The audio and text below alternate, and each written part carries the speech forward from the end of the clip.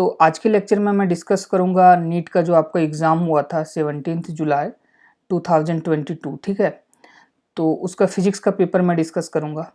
तो जो पहला क्वेश्चन था, two hollow conducting sphere of radii r1 and r2, r1 is much greater than r2 have equal charges, the potential would be okay। तो potential क्या होगा? तो dear student देखो, आपको पता है कि पोटेंशियल क्या होता है, के क्यू बाय आर, ठीक है, रेडियस।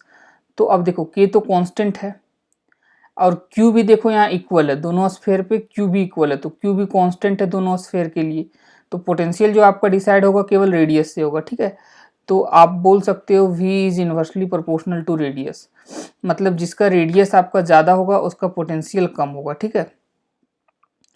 तो या जिसका हाँ पोटेंशियल उसका कम होगा, और मतलब आप बोल सकते हो या तो जिसका रेडियस कम होगा उसका पोटेंशियल ज़्यादा होगा। मतलब देखो the potential would be more on a smaller sphere, मतलब स्मॉलर स्फीयर का क्या होगा, रेडियस कम होगा तो उसका पोटेंशियल मोर होगा, ठीक है। तो ऑप्शन ए क्या है आपका, करेक्ट है।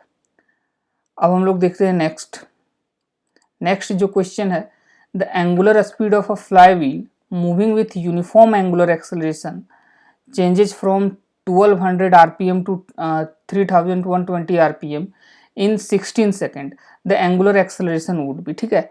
तो एंगुलर एक्सेलरेशन क्या होता है, change in angular velocity divided by time, that is final angular velocity minus initial angular velocity, और जो भी आपका टाइम लगा, ओके, जो भी आपका टाइम लगा।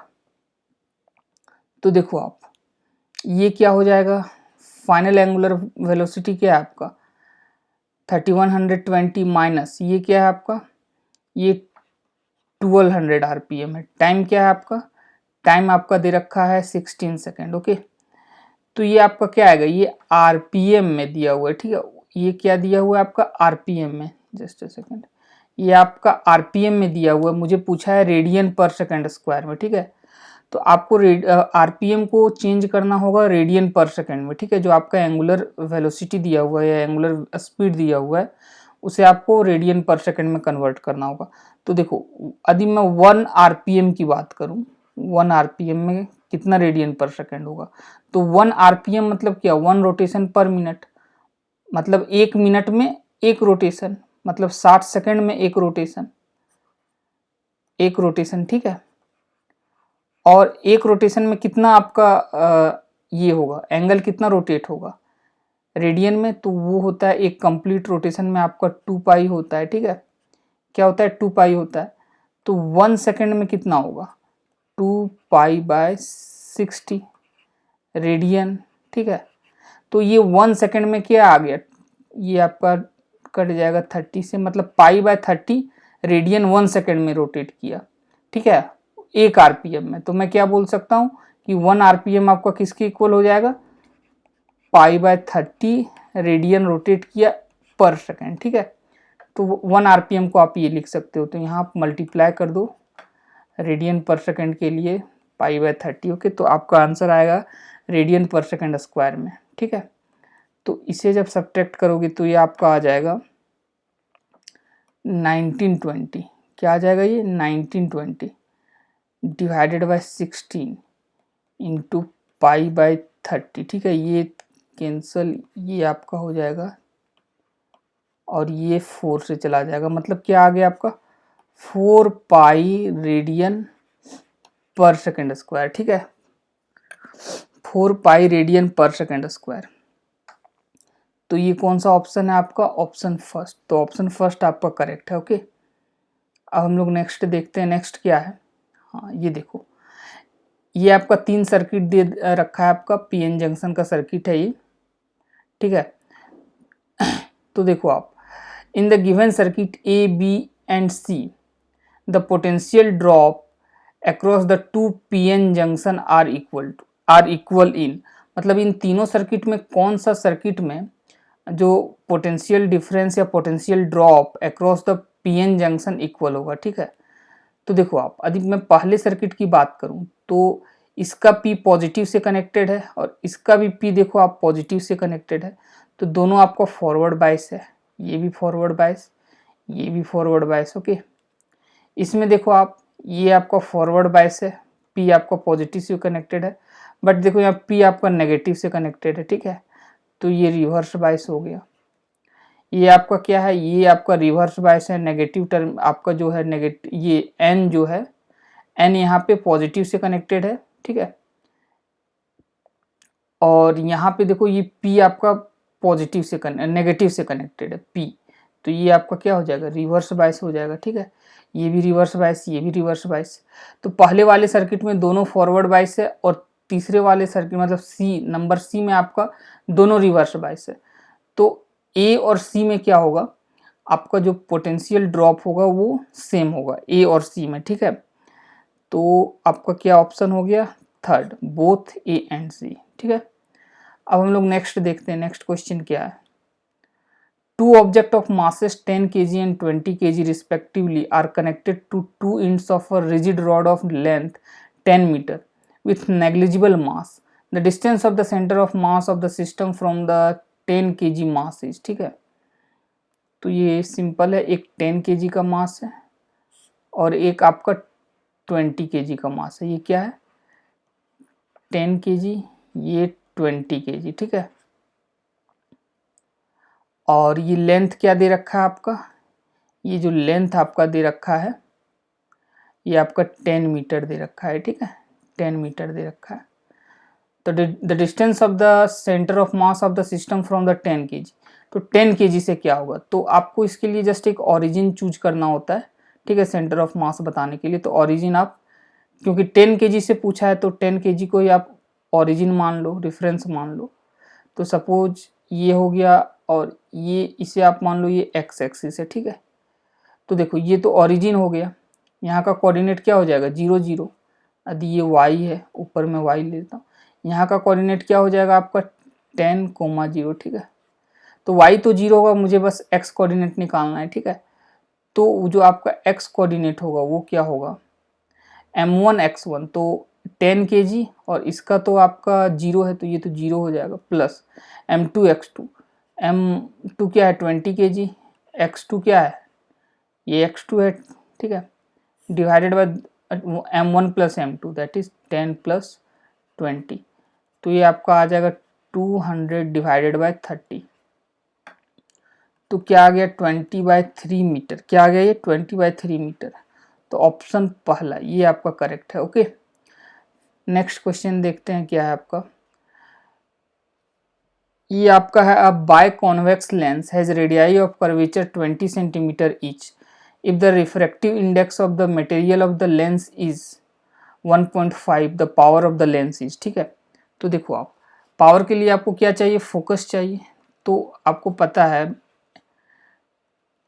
जो आपका बाय कॉन्वेक्स लेंस होगा उसके लिए क्या होता है, फॉर्मूला ये है, ठीक है, 1/f is equal to mu minus 1 into 1/f1 minus 1/f2, ठीक है। तो देखो ये बाय कॉन्वेक्स लेंस है तो एक तरफ का आपका क्या होगा, पॉजिटिव होगा, जैसे ऐसे, तो इधर से आपका फोकस क्या होगा, इस पार्ट का फोकस आपको पॉजिटिव लेना होगा, ठीक है। इस पार्ट का ये आपका, सॉरी ये f1 f2 नहीं है, ये आपका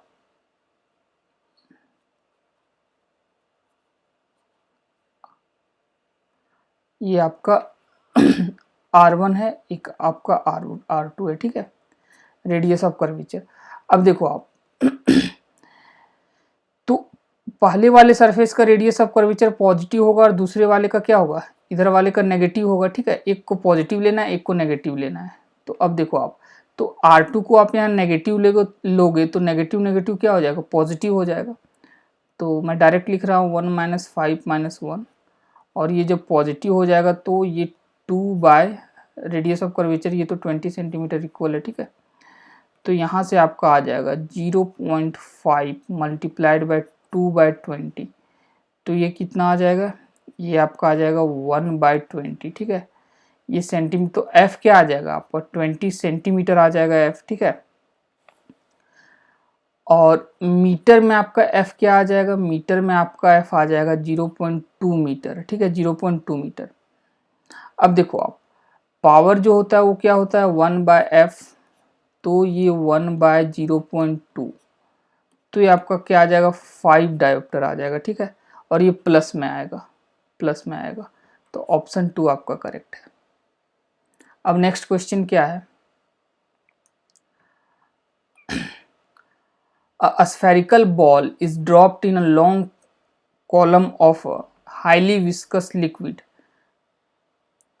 The curvature in the graph shown, which represent the speed of the ball v as a function of time t is, ठीक है। तो ये आपसे पूछा गया है कि एक स्फेरिकल बॉल है जिसे ड्रॉप किया गया एक long column of a highly viscous liquid में, ठीक है। तो आपको बताना है कि कौन सा आपका ग्राफ रिप्रेजेंट करता है speed of the ball versus time, ठीक है। तो डियर स्टूडेंट, आपको पता होगा कि हम लोग जब विस्कस लिक्विड में उसे ड्रॉप करते हैं, ठीक है, विस्कस लिक्विड में उसे ड्रॉप करते हैं तो उसका वेलोसिटी क्या होता है, इनिशियली इंक्रीज करता है और फिर जाके क्या होता है वो वेलोसिटी कांस्टेंट हो जाता है, ठीक है। वेलोसिटी क्या हो जाता है, कांस्टेंट हो जाता है, दैट इज टर्मिनल वेलोसिटी, आपने पढ़ा होगा, ठीक है। टर्मिनल वेलोसिटी अटेन कर लेता है, ठीक है। तो क्या होगा, आपका वेलोसिटी कांस्टेंट हो जाता है आपका एक टाइम इंटरवल के बाद। तो देखो आप बी ग्राफ देखोगे तो ये देखो जैसे जैसे टाइम बढ़ रहा है और धीरे धीरे देखो ये स्ट्रेट मतलब एक लाइन बनता जा रहा है, ठीक है, पैरेलल टू एक्स एक्सिस या टाइम एक्सिस। तो देखो मतलब आप क्या बोल सकते हो, ये वेलोसिटी यहाँ कांस्टेंट होता जा रहा है, ठीक है, दैट इज ये क्या अटेंड कर ले रहा है, टर्मिनल वेलोसिटी, ओके। तो आपका कौन सा ग्राफ करेक्ट है, बी, बी कहाँ है, ये ऑप्शन 1, ठीक है, ऑप्शन 1 आपका करेक्ट होगा।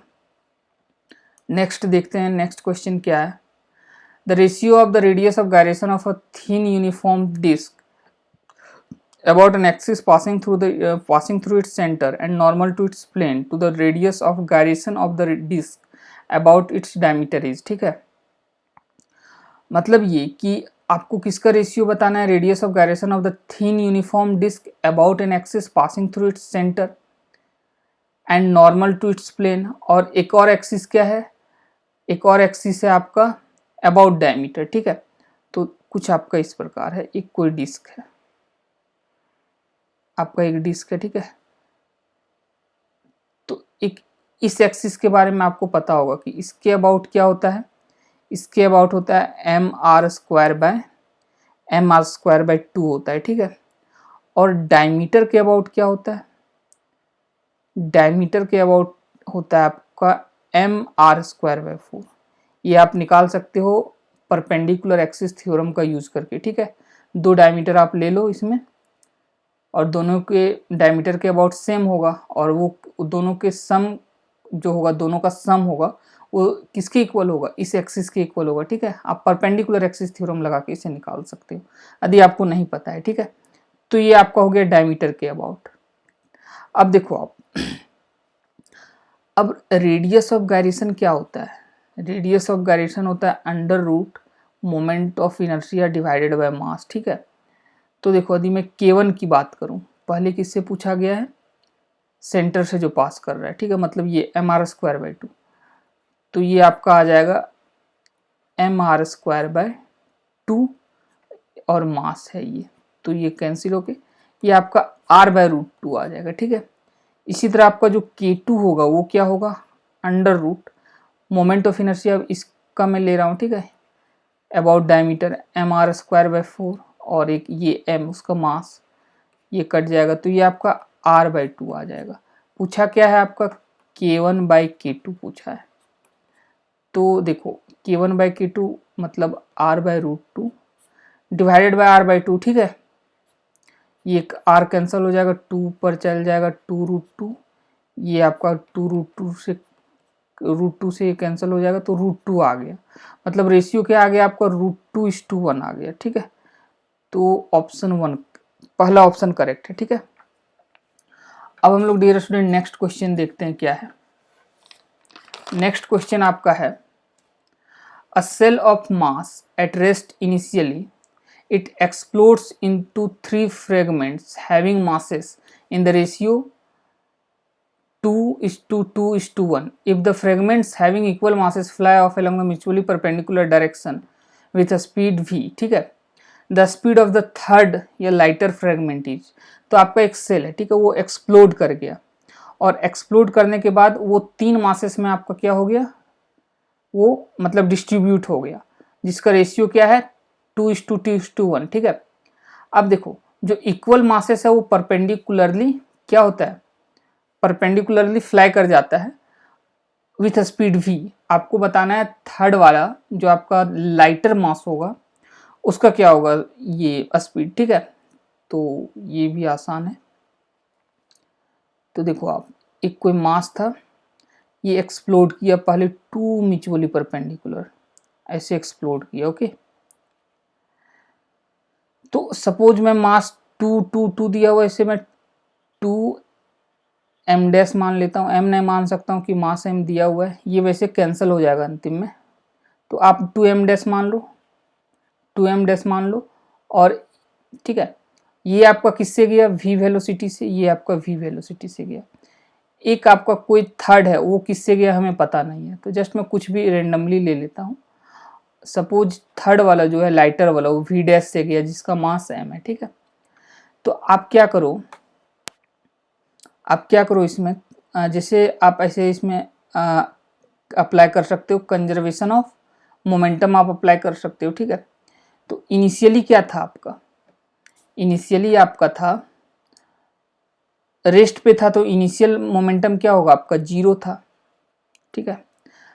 अब देखो फाइनल मोमेंटम क्या होगा, तो सारे का मैं मोमेंटम लिखता हूँ, तो इस 2m डैश का लिखता हूँ, तो ये क्या होगा 2m डैश v, ठीक है।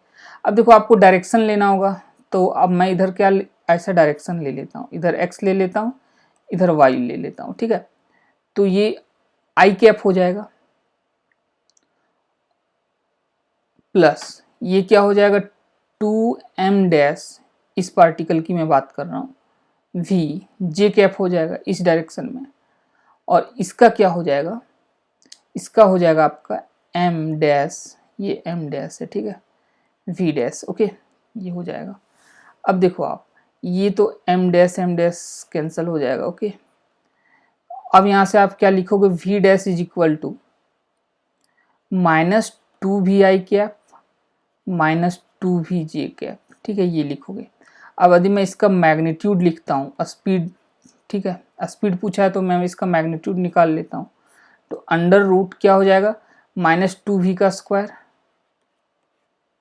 -2v का स्क्वायर प्लस -2v का स्क्वायर, ठीक है। ये आपका क्या आ जाएगा, 2 दूने 4, 8v स्क्वायर अंडर रूट, तो ये क्या आ जाएगा 2√2v आ जाएगा, ठीक है। क्या आ जाएगा आपका ये 2√2v, तो ऑप्शन सेकंड आपका ये करेक्ट है, ठीक है, दूसरा ऑप्शन आपका ये करेक्ट है। अब हम लोग नेक्स्ट क्वेश्चन देखते हैं क्या है, ये है next question. A long solenoid of radius 1 mm has 100 turns per mm. If a 1 ampere current flow in the solenoid, the magnetic field strength at the center of the solenoid is, ठीक है। तो आपको solenoid के बारे में पता है कि क्या होता है, B इक्वल टू होता है म्यू नॉट Ni, ठीक है। म्यू नॉट तो आपको पता है ये परमिबिलिटी है, N क्या होता है, N होता है number of turns per unit length, but यहाँ क्या दिया है 100 टर्न्स है पर mm में, ठीक है। तो mm में दिया हुआ है तो हमें SI यूनिट में निकालना होगा कि पर मीटर क्या होगा।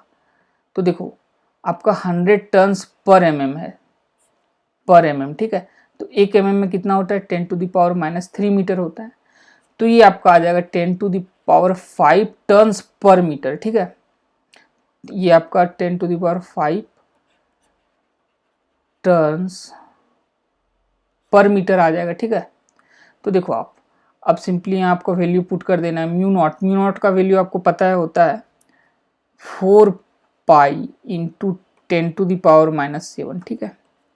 एन क्या है आपका, ये मैंने 10⁵ कैलकुलेट किया, और देखो करंट क्या है आपका, करंट 1 एम्पियर है, ठीक है, 1 एम्पियर, तो ये आपका आ जाएगा 4 पाई इंटू 10⁻⁻², ठीक है। इसे आप 3.14 रखोगे पाई, तो ये आपका आ जाएगा 12.56 इंटू 10⁻⁻² टेस्ला। ठीक है, तो कौन सा ऑप्शन आपका करेक्ट होगा? आपका ऑप्शन पहला, ये ऑप्शन आपका करेक्ट होगा। ठीक है, अब हम लोग देखते हैं नेक्स्ट क्वेश्चन क्या है। Let T1 and T2 be the energy of an electron in the first and second excited states of hydrogen atom respectively according to the Bohr's model of atom, the ratio of T1 and T2। ठीक है, तो आपको total energy n से कैसे related है, मतलब excited state का जो भी आपका कौन सा एक्साइटेड स्टेट है उससे कैसे रिलेटेड है, ये आपको पता होना चाहिए। तो आपको जो टोटल एनर्जी होता है, ये एनर्जी होता है, this is inversely proportional to n square. ठीक है, n क्या है? n आपका कौन सा मतलब एक्साइटेड स्टेट है, उसके कॉरस्पॉन्डिंग जो n होगा वही आपका है। ठीक है, पहला दूसरा। ठीक है, तो पहला एक्साइटेड स्टेट के लिए n क्या होता है? 2 होता है। ठीक है, जैसे आपका n इक्वल टू 1 है, n इक्वल टू 2 है, n इक्वल टू 3 है। ठीक है, तो ये तो ग्राउंड स्टेट होता है, और पहला एक्साइटेड स्टेट आपका यहाँ होगा और दूसरा एक्साइटेड स्टेट यहाँ होगा। ठीक है, तो पहले एक्साइटेड स्टेट के लिए n इक्वल टू 2 होगा और दूसरे एक्साइटेड स्टेट के लिए n इक्वल टू 3 होगा। ठीक है, तो देखो आप, अब इससे आप क्या लिख सकते हो? T1/T2 जो होगा वो क्या होगा? n2 square by n1 square होगा। ठीक है, अब देखो आप कहाँ से कहाँ जा रहा है। फर्स्ट एक्साइटेड एंड सेकेंड मतलब फर्स्ट एक्साइटेड स्टेट और सेकेंड एक्साइटेड स्टेट। ठीक है, तो फर्स्ट के लिए तो मुझे पहले क्या लेना होगा? सेकेंड का, तो सेकेंड के कॉरस्पॉन्डिंग क्या होगा? n3 होगा, और फर्स्ट के कॉरस्पॉन्डिंग 2 होगा n। ठीक है, 2 स्क्वायर हो गया ये, तो ये 9/4, तो 9:2 क्या हो जाएगा? ये 4 हो जाएगा। ऑप्शन थर्ड करेक्ट है आपका। अब हम लोग देखते हैं नेक्स्ट क्या है। A light ray falls on a glass surface of refractive index under √3 at an angle 60 degree. The angle between the refracted and reflected rays would be। ठीक है, मतलब ऐसा है कुछ सीन, एक ग्लास स्लेब है। ठीक है, इसका आपका क्या दे रखा है? Refractive index under √3। ये आपका सपोज नॉर्मल है, ये नॉर्मल है। तो देखो एक कोई लाइट रे आएगा ऐसे, और ऐसे ये बेंड कर जाएगा। ओके, आपका ये 60 डिग्री दे रखा है, और कुछ लाइट आपका रिफ्लेक्ट भी होगा। ये आपका रिफ्रैक्ट हो रहा है, कुछ लाइट आपका ऐसे रिफ्लेक्ट होगा।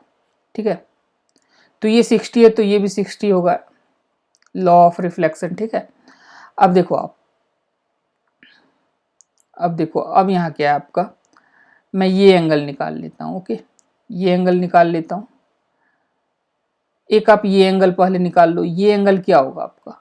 देखो ये नॉर्मल है तो ये कंप्लीट 90 डिग्री होगा, तो 90 में 60 डिग्री है तो ये 30 डिग्री हो गया। ठीक है, अब मैं ये एंगल निकालता हूँ, रिफ्रैक्टेड एंगल। ठीक है, तो आपका क्या होता है? Snell's law n1 sine I equal to n2 sine R. ठीक है, तो देखो आप n1 ये तो एयर है तो 1 हो जाएगा, साइन आई क्या है आपका? 60 degree, n2 under √3 sine are जो हमें निकालना है। तो देखो ये आपका साइन 60 डिग्री क्या होता है? Under √3/2 equal to under √3 sine are,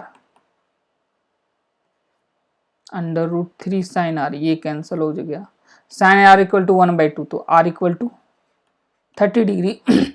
तो देखो ये आर 30 डिग्री है, और ये देखो नॉर्मल है, ये डॉटेड वाला नॉर्मल है, तो ये कंप्लीट 90 डिग्री है, और आर कितना है आपका? 30 डिग्री, तो 90 माइनस 30, तो ये मेरा क्या आ जाएगा? 60 डिग्री। तो देखो आप इस रे के बीच और इस रे के बीच क्या एंगल आएगा? 60 प्लस 30, 60 प्लस 30 आपका आ जाएगा ये 90 डिग्री। ठीक है, तो ऑप्शन 2, ऑप्शन सेकंड आपका क्या है? करेक्ट है। ऑप्शन सेकंड आपका करेक्ट है। अब देखो नेक्स्ट क्वेश्चन देखते हैं क्या है। If a soft bubble expands the pressure inside the bubble क्या होगा? Increases remains the same is equal to the atmospheric pressure decreases. तो देखो आपको पता है कि जो एक्सेस प्रेशर होता है P माइनस पी नॉट, ये पी नॉट क्या है? एटमॉस्फेरिक प्रेशर है। ये तो आपका कांस्टेंट होता है। ये आपका होता है 4S/R। एस क्या है? आपका सरफेस टेंशन। तो प्रेशर आपका क्या हो जाएगा? ये आपका P क्या है? प्रेशर इनसाइड द बबल, ठीक है, P। तो ये आपका हो जाएगा P नॉट प्लस 4S/R, ठीक है। तो देखो P कैसे रिलेटेड है आपका रेडियस से, इनवर्सली, मतलब यदि रेडियस आपका इंक्रीज करेगा तो P डिक्रीज करेगा, ठीक है। तो यदि सॉफ्ट बबल क्या हो रहा है? एक्सपेंड हो रहा है, इसका मतलब रेडियस इंक्रीज हो रहा है। P नॉट तो कांस्टेंट है, रेडियस इंक्रीज होगा तो ये P भी इंक्रीज होगा, ठीक है। रेडियस इंक्रीज होगा तो P भी इंक्रीज, P डिक्रीज होगा, सॉरी, इनवर्सली प्रोपोर्शनल है। तो रेडियस इंक्रीज होगा तो क्या होगा? प्रेशर डिक्रीज होगा। और एक्सपेंड होता है तो क्या होता है? रेडियस ही इंक्रीज होता है। तो ये आपका क्या हो जाएगा? प्रेशर डिक्रीज करेगा। तो कौन सा ऑप्शन सही है? आपका 4 ऑप्शन सही है, ठीक है, ये 4th ऑप्शन सही है। नेक्स्ट क्वेश्चन देखते हैं। Plane angle and solid angle have dimension but no units and no dimension, both units and dimension, units but no dimension, ठीक है। तो देखो इसमें आपको क्या करना है, ये काफ़ी आसान है। प्लेन एंगल क्या होता है? Theta equal to arc by radius, arc by radius, ये आपको पता होगा, ठीक है, कि ऐसे थीटा है, ये आर्क है और ये रेडियस है। तो क्या होता है? आर्क बाय रेडियस होता है। आर्क भी लेंथ, रेडियस भी लेंथ, तो दोनों लेंथ हो गया तो ये क्या हो जाएगा? कैंसिल हो जाएगा, तो ये डायमेंशन लेस होगा। ये तो क्लियर हो गया कि ये डायमेंशन लेस है। क्या है ये? मतलब इसमें डायमेंशन नहीं है, बट इसका यूनिट होता है। आपको पता है कि इसका जो यूनिट होता है वो क्या होता है? वो आपका होता है रेडियन, ओके, रेडियन। अब देखो यदि मैं बात करूं सॉलिड एंगल की, तो आपको पता है कि सॉलिड एंगल क्या होता है? सॉलिड एंगल आपका होता है area divided by radius square. तो एरिया का क्या होता है आपका? Dimension L square. और रेडियस का क्या होगा? रेडियस स्क्वायर का भी एल स्क्वायर। तो ये भी आपका क्या हो गया? डायमेंशन लेस हो गया, ठीक है। ये भी एल स्क्वायर है, लेंथ स्क्वायर है, ये भी लेंथ स्क्वायर है। इसका यूनिट होता है, आपको पता है कि क्या होता है? वो स्टेरेडियन होता है, ठीक है। मैं ये क्या आपका डिनोट करता है? सॉलिड एंगल, ठीक है, ओमेगा। तो स्टेरेडियन होता है, मतलब दोनों आप में डायमेंशन नहीं है बट दोनों का यूनिट है, ठीक है। तो units but no dimension, so option 4 is correct, okay. क्या होगा आपका? ऑप्शन 4 करेक्ट होगा।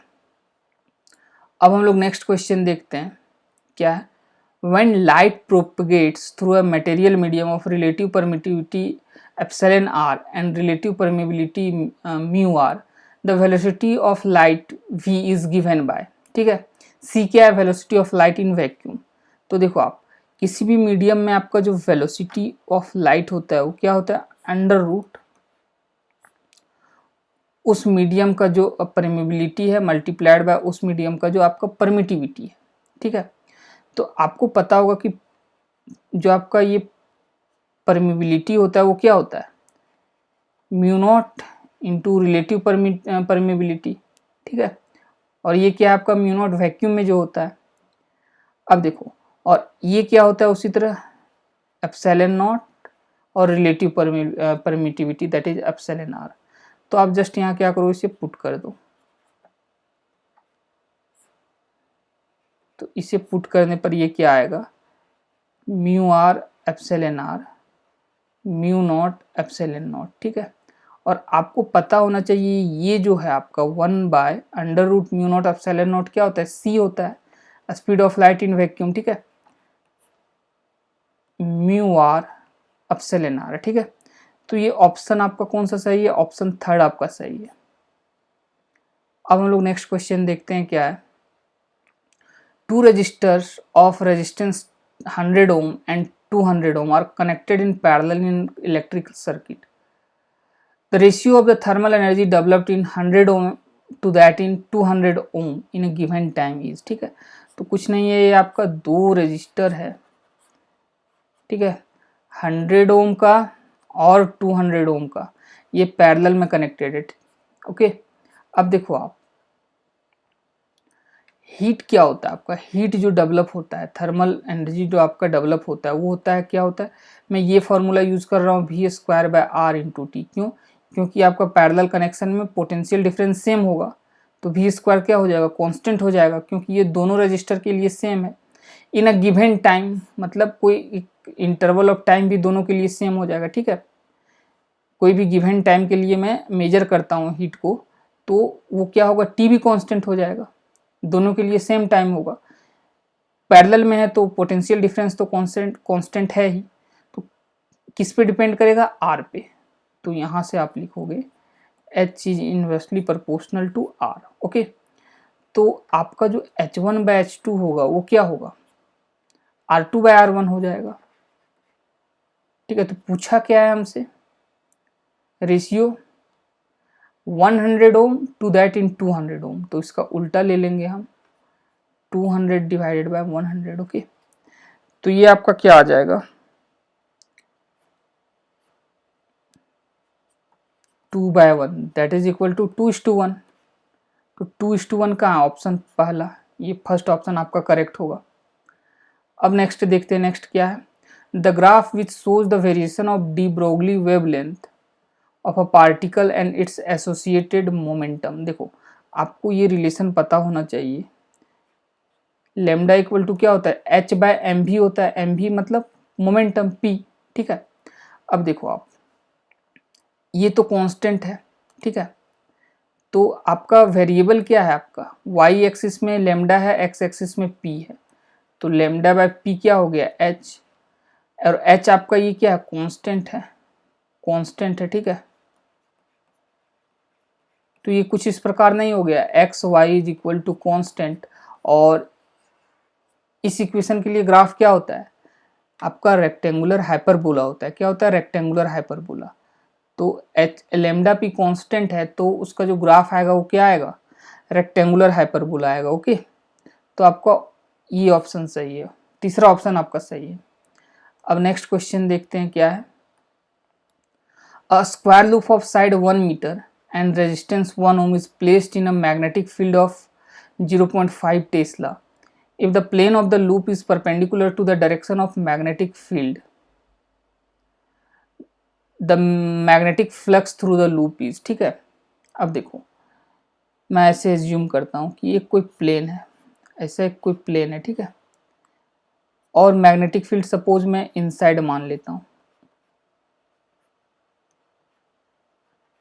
ओके।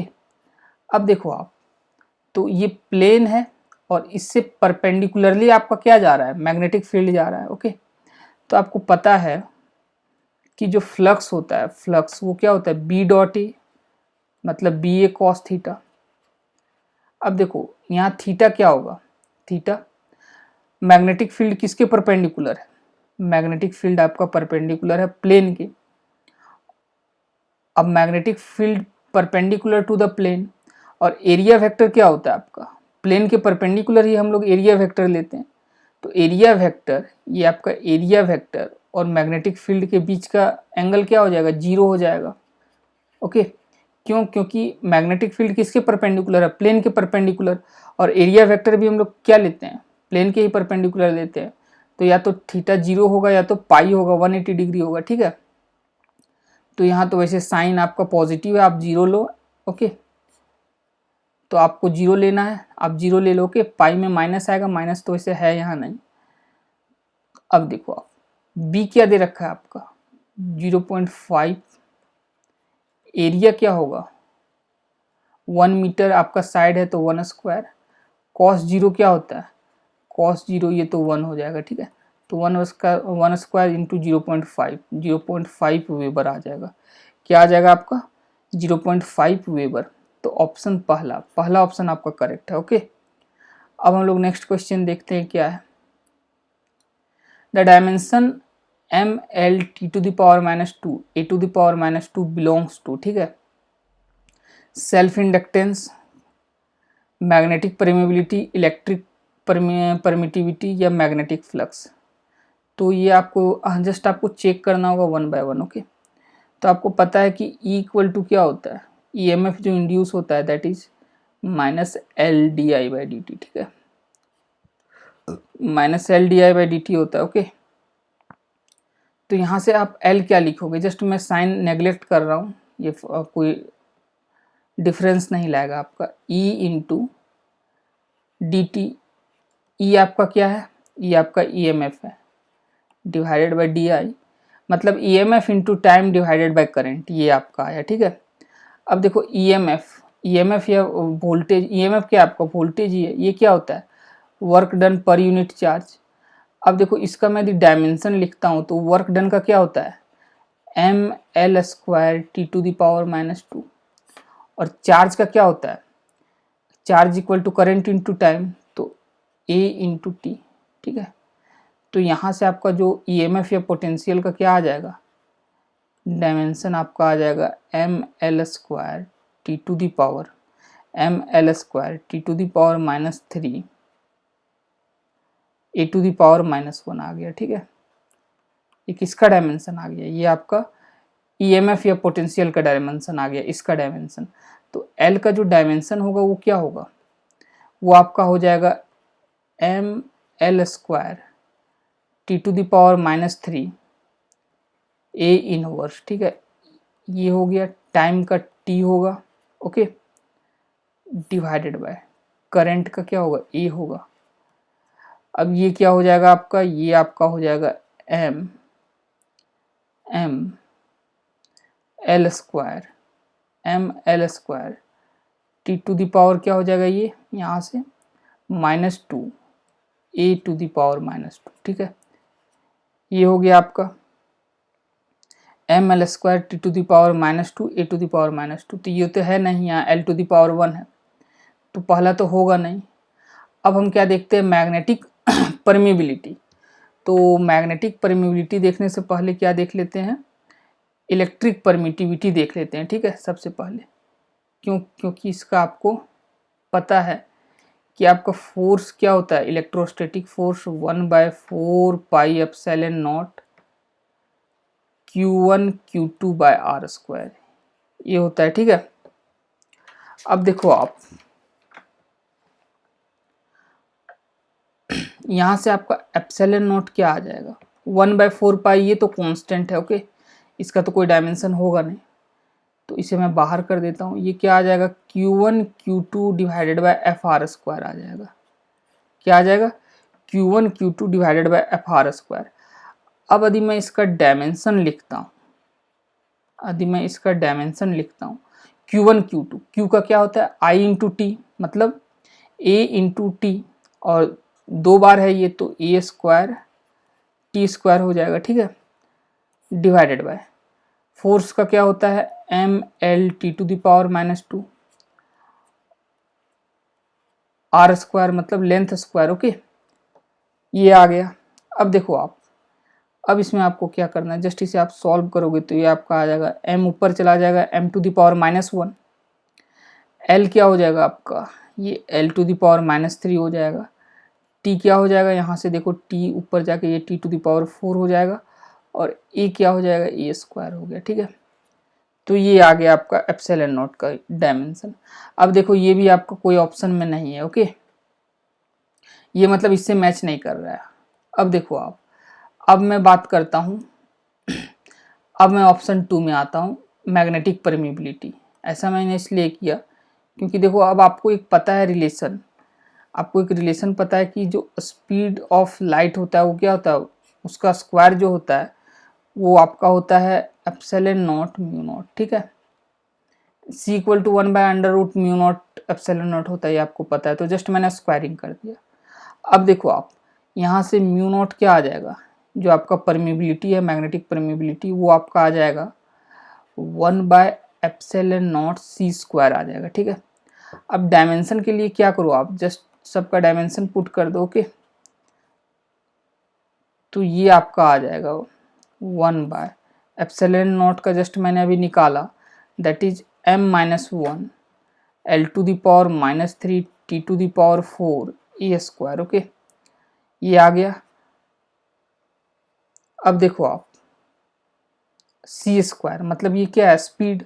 तो स्पीड का क्या होता है, L⁻⁻1 होता है, ठीक है, और उसे स्क्वायर कर देंगे तो L² T⁻⁻2 आ जाएगा, ठीक है।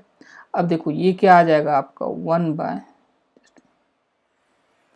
ये आपका आ जाएगा 1/, यहाँ से m⁻⁻1, L यहाँ से आपका आ जाएगा L⁻⁻1, T⁻⁻2, T⁻+2 एक्चुअली होगा, ये नीचे है, T⁻+2 A²। ऊपर जाएगा mL T⁻⁻2 A⁻⁻2 हो जाएगा, ठीक है। अब देखते हैं क्या यही था, mL T⁻⁻2 A⁻⁻2, हाँ यही है। तो कौन सा ऑप्शन सही होगा, ये ऑप्शन बी आपका सही होगा, दूसरा ऑप्शन आपका सही होगा, ठीक है, मैग्नेटिक परमेबिलिटी। अब हम लोग नेक्स्ट क्वेश्चन देखते हैं क्या है आपका है, when two monochromatic light of frequency mu and mu/2 are incident on a photoelectric metal, their stopping potentials becomes Vs/2 and Vs respectively. The threshold frequency for this metal is, ठीक है। तो कुछ नहीं करना है आपको, आपको पता है कि एनर्जी ऑफ द फोटोन क्या होता है, दिस इज इक्वल टू, यदि मैं पहले वाले की बात करूं तो क्या है आपका, म्यू दे रखा है, तो ये होता है energy equal to H mu, that is equal to जो भी आपका वर्क फंक्शन है प्लस, जो भी आपका वर्क फंक्शन है plus E into stopping potential. तो इसका स्टॉपिंग पोटेंशियल क्या था, V, ये क्या दे रखा है आपका, हाँ स्टॉपिंग पोटेंशियल Vs/2 दे रखा है, ठीक है, पहले वाले केस के लिए। अब मैं दूसरे वाले केस में लिखता हूँ तो उसमें E क्या होगा, H फ्रीक्वेंसी क्या दे रखा है μ/2, वर्क फंक्शन तो वही रहेगा, प्लस इसमें आपका स्टॉपिंग पोटेंशियल क्या दे रखा है Vs। ओके, ये आपका दो इक्वेशन आ गया। तो पहले इक्वेशन में आप क्या करो, 2 से मल्टीप्लाई कर दो, ऐसे मैंने 2 से मल्टीप्लाई कर दिया, ये कैंसिल हो जाएगा, और इसे सब्ट्रैक्ट कर दो आप, ठीक है। तो ये सब्ट्रैक्ट हो गया, तो 2h म्यू में h म्यू/2 जाएगा, तो ये आपका आ जाएगा 3h म्यू/2। Okay, and this is equal to 5, और ये आपका क्या आ जाएगा, ये आपका आ जाएगा डियर स्टूडेंट, ये तो आपका कैंसिल ही हो जाएगा, EVS, और ये क्या आपका, ये आपका 2 यहाँ नहीं होगा, यहाँ VS है तो ये 2 नहीं होगा, जस्ट ए सेकेंड, ये आपका 2 नहीं होगा। ओके,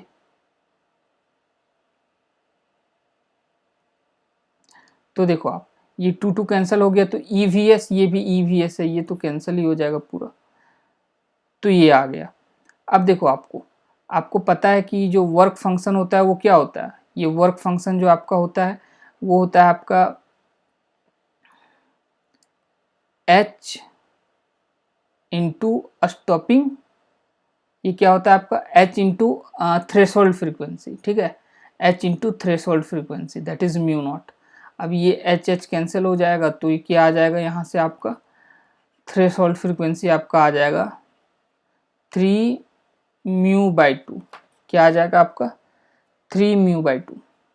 कौन सा ऑप्शन सही है, ऑप्शन थर्ड आपका करेक्ट है। ओके, नेक्स्ट क्वेश्चन क्या है आपका, in half wave rectification if the input frequency is 60 Hz then the output frequency would be, ठीक है। तो देखो हाफ वेव रेक्टिफिकेशन में क्या होता है, इनपुट होता है कुछ, ओके, मतलब आपका इनपुट वेव कुछ इस प्रकार होता है, ये आपका इनपुट है, और इसका जो आउटपुट होता है, यदि मैं इसका आउटपुट ड्रॉ करूं तो नेगेटिव पार्ट क्या होता है आपका, रिमूव हो जाता है। ओके, तो ऐसा आता है, और आपका फ्रीक्वेंसी क्या होता है, नंबर ऑफ साइकिल पर सेकेंड। ओके, तो अब देखो आप पहले वाले ग्राफ में मैं देखूं तो एक साइकिल में आप, ये आपका एक साइकिल है, ओके, और दूसरे वाले ग्राफ में भी देखो एक साइकिल में वही टाइम लग रहा है। अब आपका देखो ये रहा और फिर ये रहा, ये आपका एक साइकिल है, यहाँ से लेके यहाँ तक आपका एक साइकिल है। आप ये एक साइकिल मत समझना, ठीक है। वन कंप्लीट साइकिल मतलब क्या, जहाँ के बाद से ग्राफ अपने आप को फिर से रिपीट करने लगे, या आप बोल सकते हो इनपुट अपने आप को फिर से रिपीट करने लगे। तो यहाँ के बाद देखो, यहाँ से शुरू हुआ था, ये ऊपर जा रहा है, और फिर यही जो रिपीट हो रहा है वो यहाँ से रिपीट हो रहा है, फिर से ये ऊपर जा रहा है। तो वन साइकिल आपका क्या होगा, ये आपका वन साइकिल होगा, ठीक है। ये आपका क्या होगा, ये जो है आपका वन साइकिल होगा, ओके। तो देखो ये भी वन साइकिल में इतना टाइम लगेगा, जितना टाइम लगेगा उतना ऊपर वाले में भी उतना ही टाइम लग रहा है, ये ओके, क्योंकि इतना टाइम में ही ये वन साइकिल कंप्लीट कर रहा है, ये भी उतना ही टाइम में वन साइकिल कंप्लीट कर रहा है, ओके। तो फ्रीक्वेंसी क्या होगा, आपको फ्रीक्वेंसी सेम रहेगा, फ्रीक्वेंसी क्या होगा, सेम रहेगा, दैट इज 60 हर्ट्ज, ओके। तो ऑप्शन 2 आपका करेक्ट है। नेक्स्ट हम लोग देखते हैं,